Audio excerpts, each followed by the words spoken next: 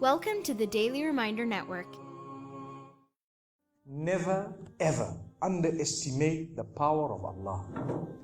You know, there was a sheikh who mentioned this in Saudi Arabia, and there was a doctor that visited him from Pakistan and told him a story that happened to him.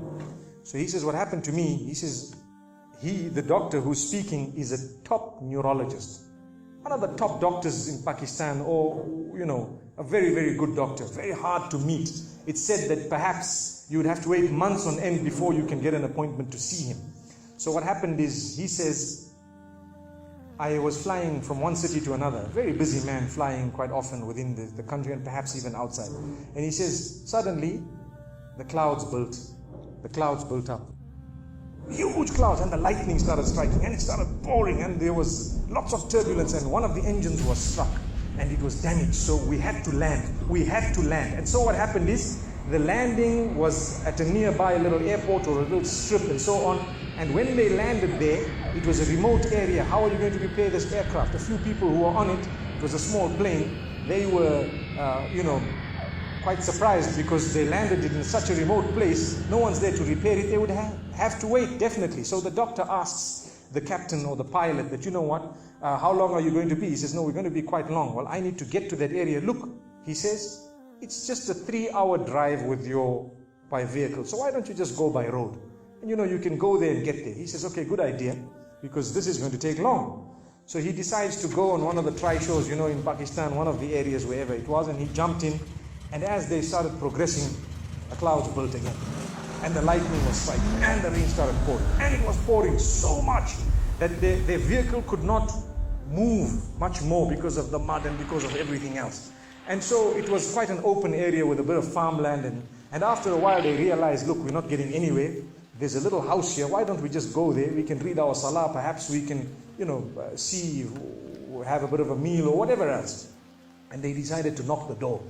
Strange people, strange land, far off, out in the rurals. And so he knocks the door, and he's got his little bag and everything, and he walks in. An old lady happened to answer the door after a while, and they spoke to her saying, look, this is what has happened, and we're going from so-and-so to so-and-so, and we just want a place, we want to read salah and so on. And she said, no problem, you can come in. She had a little musalla, a little sajjada, and she had a little baby on the side, or not a baby, but a child. And the child, every little while, she's actually checking on the child, and she's sitting on that musalla, making dua and reading her own salah. These people fulfilled their salah, did whatever they had to. And when they were about to leave, they spoke to the old lady saying, thank you very much, jazakumullah khair, and so on. And, we're going, what's happening to this child, So the woman says, look, the child is an orphan. And the child is unwell, not well at all, very sick. And we've been to all the doctors around. And subhanallah, I'm the grandmother of this child. The doctors have told us that there is only one specialist around who can help this child. And we tried to make an appointment, but they asked us to come 6 months later. And it's far away. I've been making dua to Allah ever since that day. Ya Allah, make it easy for us. Child is sick. Make it easy for us, Ya Allah. So the man says, what's the name of that specialist?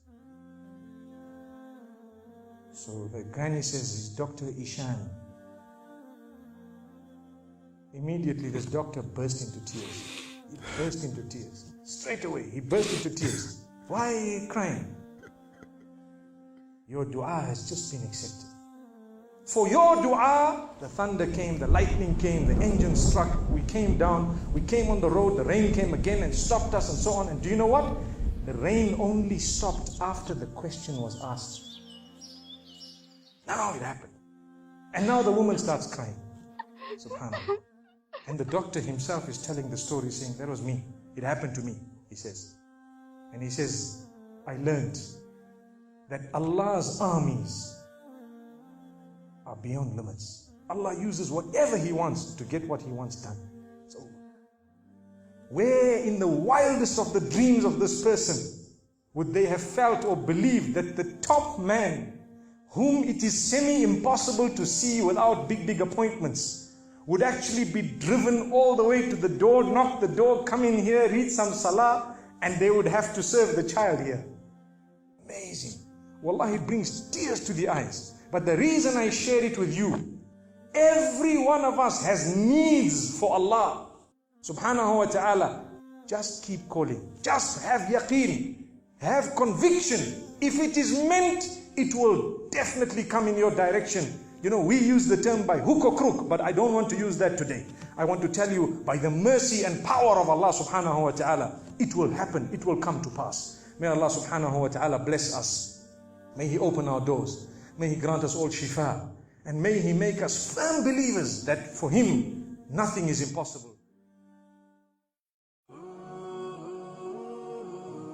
Donate now. Go to thedailyreminder.org/donate and stay updated by joining our network's social links.